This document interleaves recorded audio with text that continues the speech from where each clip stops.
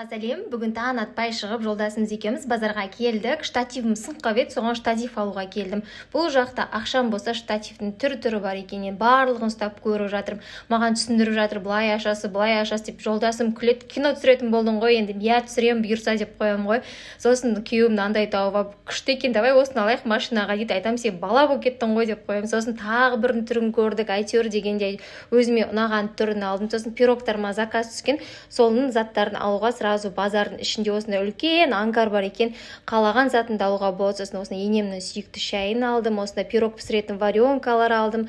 Сосын жолдасымыз екеуміз қарнымыз ашып келіп, осындай ыстық лепешкаға тойып келсек, енем айтады, қайда жүрсіңдер, қарнымыз ашып кетті, давай тезірек тамақ жаса деп. Сосын ой құрсын, тезірек тамақ жасайын дедім да еттің бәрін турап тастадым, пиязды турап, морковь араластырып, әйтеуір жоқтан бар нәрсе жасап, ораманнан істейін дедім. Хорошо, енем қамыр илеп, иін қандырып қойған ғой. Сіздердің де енелерің сөйтіп көмектесіп тұра ма, жаза кетіңдер, бала шағаны тастап спокойно қыдырып кетуге болады, негізі рахат, айтыңыздар.